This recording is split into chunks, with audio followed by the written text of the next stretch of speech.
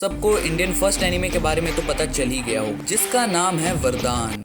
में आ रहा है इंडियन एनिमे बन रहा है। इंडिया का फर्स्ट एनिमे बन रहा है ये। जापानीज एनिमे को तो इंडिया का फुल सपोर्ट मिलता है। क्लेम करता है कि ये क्रंची रोल पे एनिमे एयर करेगा। इसने 1 करोड़ से भी ज्यादा की फंडिंग ले रखी है। पर सपोर्ट कहाँ है? ऑडियंस का सपोर्ट मिल जाता है और इन्वेस्टर से फंडिंग। इंडिया का मैप भी है भाई, इसलिए तो इंडियन एनिमे है। उनके पोस्टर पे भरोसा नहीं है तुम्हारे, वो भी एआई से ही बनाया है। उनके पास ये सब होगा ही नहीं, क्योंकि ये सब स्कैमर है। और सबसे बड़ी बात, क्रंचीरोल ने 1 करोड़ इन्वेस्ट किए हैं। यस, 1 करोड़। अब क्रंचीरोल एनिमे बनाता है या कार्टून बनाता है, ये तो आज पता चल ही जाएगा। बट वेट, क्या वरदान सच में एनिमे है? और क्या ये 1 करोड़ का स्कैम है? क्या ये बस एक मोशन कॉमिक्स है जो हमसे एनिमे का टैग ले रहा है? तो वीडियो को एंड तक जरूर देखना, because this might be just the greatest jugaad in the Indian anime history. So Vardaan एक एनिमेटेड प्रोजेक्ट है जो क्लेम करता है इंडिया का first real anime. Websites, Insta, YouTube, सब जगह मार्केटिंग फुल पावर में। World class story telling, mythology meets anime, Crunchyroll funded. और ट्रेलर देखो तो एक अलग ही वाइब मिलती है। स्टैटिक शॉट्स, मिनिमल एनिमेशन और intense dialogue.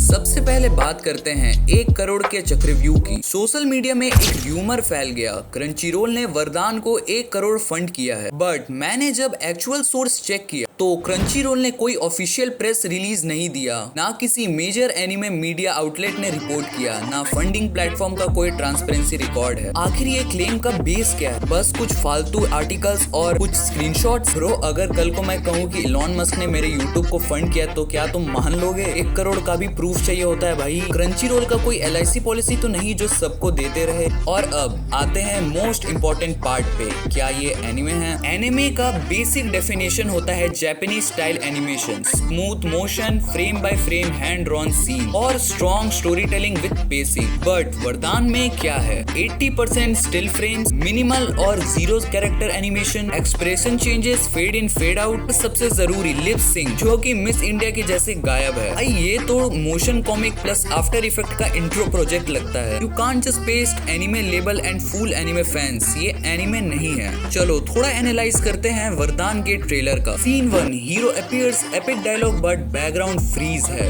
Scene 2, fighting. Scene 4, camera shakes, punch सा बट कोई पंच नहीं दिख रहा। Scene 3, lightning effect, stock asset from YouTube. यार इससे तो कैपकट वाले भी बेटर कर लेते हैं। और कैपकट से याद है, एनिमे का एडिटिंग भी कैपकट पे हो रहा है। ऐसा एनिमेशन बनाने में 1 करोड़ कहाँ गायब हो गए? मुझे तो देखकर लग रहा है मैक्स टू मैक्स 20 लाख लगे होंगे। और ये सब देखने के बाद भी ऑडियंस का रिएक्शन क्या था? और इंडियन एनिमे कम्युनिटी ने तो रोस्ट करके तंदूरी बना दिया भाई। और अब हम लोग बात करते हैं इस एनिमे के वॉइस एक्टर आखिर हैं कौन? बट एक चीज जो सीरियसली इंप्रेस करता है, वॉइस एक्टिंग। यस, वरदान के voice actors top tier Indian talent है। राजेश कावा जो कि करेंगे लीड हीरो मानस का वॉइस। भाई ये वही लेजेंड है जो सास्के उचिहा का हिंदी वॉइस डब किए थे। वक्त मैं जो देख रहा हूँ इताची, वो है मेरे कदमों में तुम्हारा अंत। इनकी आवाज सुनकर तो मुझे अभी तक घूस बम्स आते हैं। और फिर आते हैं प्रिंस पटेल, विलेन अरोक का वॉइस देंगे। इनकी वॉइस डार्क, डीप और एकदम इंटेंस फील देता है। फिर आती है डिपिनिटी भोभास्कर, मिस्टीरियस कियारा की वॉइस। इनकी वॉइस एकदम काम, स्मूथ, थोड़ी मिस्टेकल सी टोन एकदम परफेक्ट फिट करती है। और फिर लास्ट आती है पूजा कावा, और इन्होंने बैडएस मानसी का वॉइस दिया है। इनकी वॉइस एकदम स्ट्रॉन्ग एंड कॉन्फिडेंट डिलीवरी देती है, एकदम एक्शन हीरोइंस वाइब। तो भले ही एनिमेशन में कमी हो, लेकिन वॉइस ओवर ने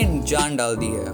इतनी सारी चर्चा के बाद अब सीरियस नोट पर आते हैं। Can India make real anime?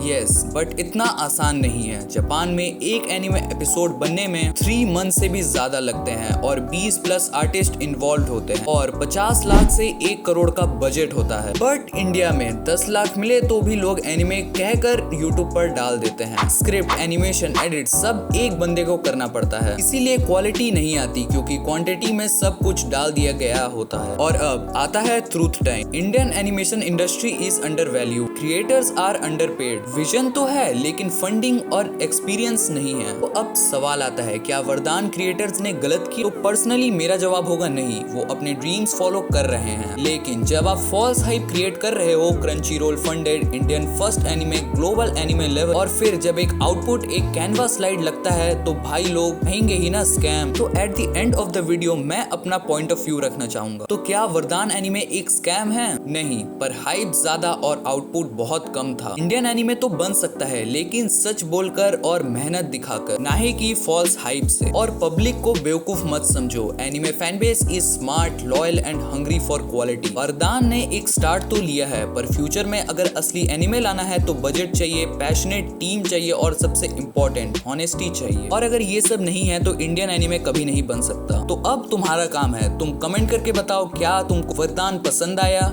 या फिर क्या ये एनीमे लेवल डिजर्व करता है, और क्या आप इंडियन एनीमे देखना चाहोगे अगर वो रियल क्वालिटी हो। तो अगर ये वीडियो पसंद आई हो तो वीडियो को लाइक कर देना, चैनल को सब्सक्राइब कर देना, कमेंट में जरूर बताना तुम्हें नेक्स्ट टॉपिक पे किस पे वीडियो